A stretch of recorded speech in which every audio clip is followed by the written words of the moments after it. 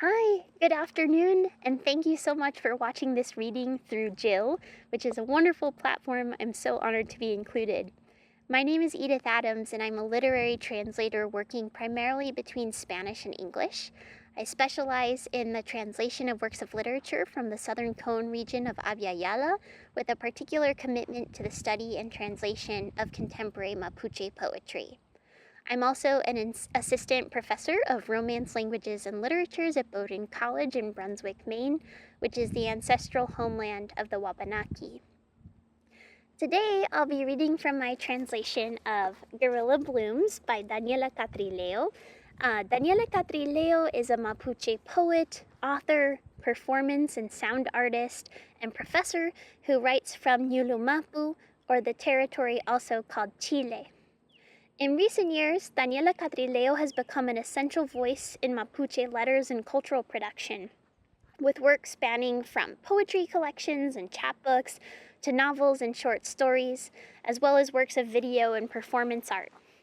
Across her artistic production, Catrileo's poetics reflects on the contours and multiplicities of what it means to be Mapuche today, particularly in the wake of exile, migration, and colonization, both historical and ongoing.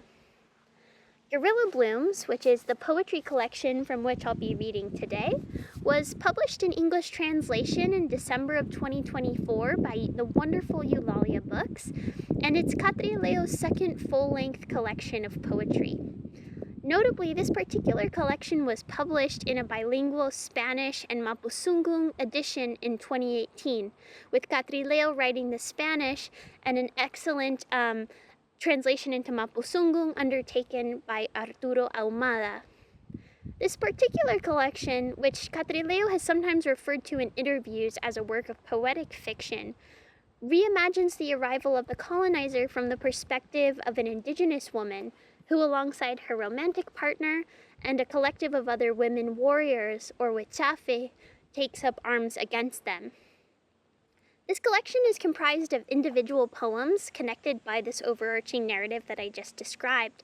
And one of the things that I love most about this collection, and that's really sparked so much for me as a thinker, is the way that it interweaves and entangles different languages, chronologies, and spaces in order to insist upon colonization not as a single or completed event, but rather as a much more expansive and multifaceted process that continues today, whether that's through the dominance of Spanish in Chile and Argentina, the ongoing decimation of Mapuche ancestral lands by the forestry industry, or the endurance of signs and imaginaries that continue to profoundly shape ways of being and knowing today. So with that context in mind, I'd like to now read some poems from my translation, and then Daniela will join us to read some of them in the original. And then finally, at the end of our reading, I'd like to share a few translations in progress of Daniela's first full-length poetry collection, Herido, which I recently finished translating and for which I'm currently seeking a publisher. So thank you so much for listening. And here I go.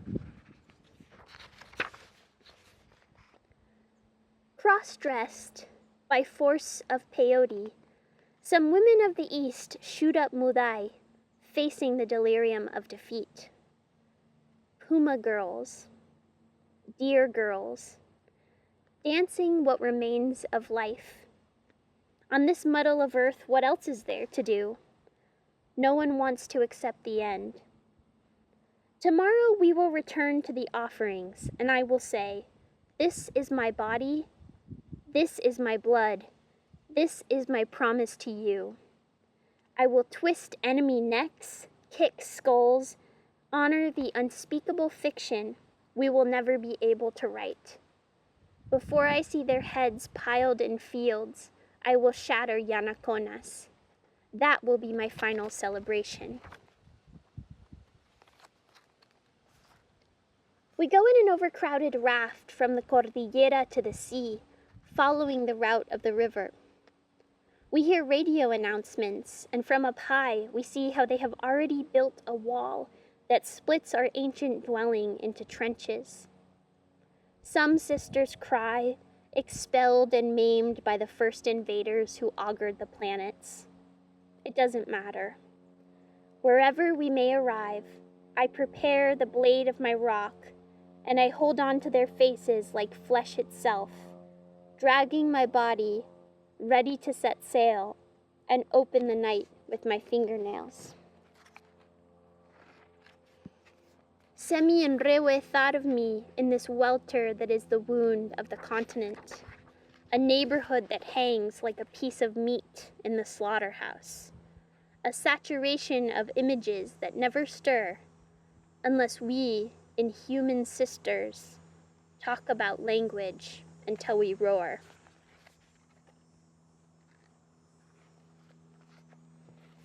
We carry traces of blood stamped on golden brown skin, a painting that sketches the map of the stars.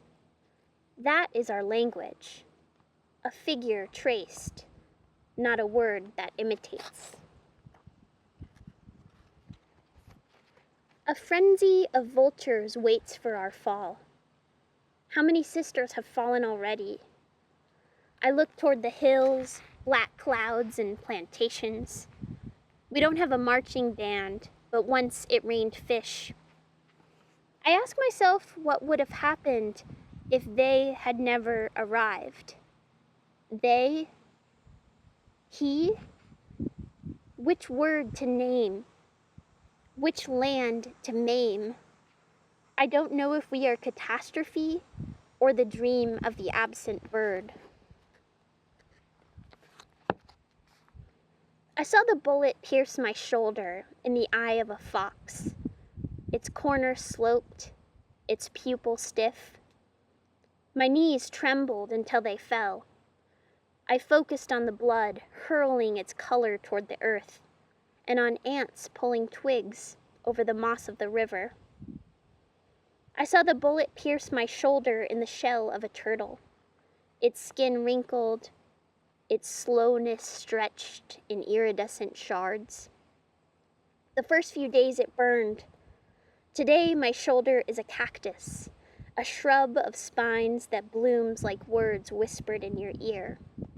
And its invisible names illuminate the wake of the blade until it buries its roots in the gunpowder of our hands.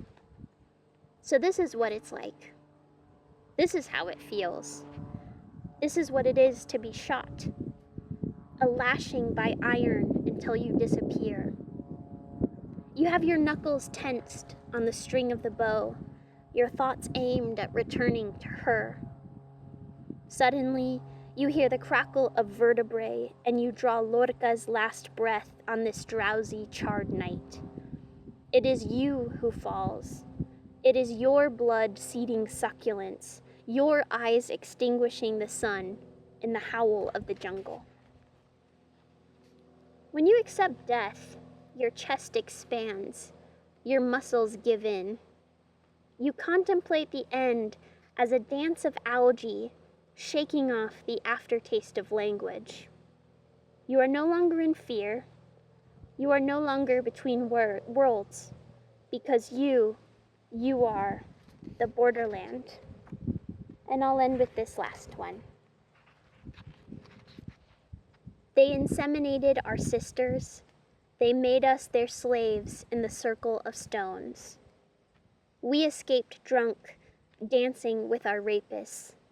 Then, we doled out their intestines to share with the peaks of the Andes. Hola, mi nombre es Daniela Catrileo, soy poeta mapuche. Estoy haciendo este video desde Chile y voy a leerle algunos poemas del libro Guerra Florida, un libro que fue traducido recientemente por Edith Adams, así que esto se llama Travestidas. A punta de peyote, algunas mujeres del este se inyectan mudai ante el delirio de ser vencidas. Niñas puma, niñas ciervo, bailando lo que resta de vida. En este amasijo de tierra, ¿qué más se puede hacer? Nadie quiere aceptar el final. Mañana volveremos a las ofrendas y yo diré, este es mi cuerpo, esta es mi sangre, esta es mi promesa para ustedes. Voy a torcer cuellos enemigos, patear cráneos, honrar la ficción indecible que no podremos escribir. Antes de ver sus cabezas apiladas en el campo, me iré a reventar yanaconas. Esa será mi última fiesta. Vamos en una balsa sobrepoblada, de la cordillera hacia el mar siguiendo la ruta del río. Escuchamos noticias de la radio y desde las alturas vemos como ya han levantado un muro que fragmenta en trincheras nuestra antigua morada.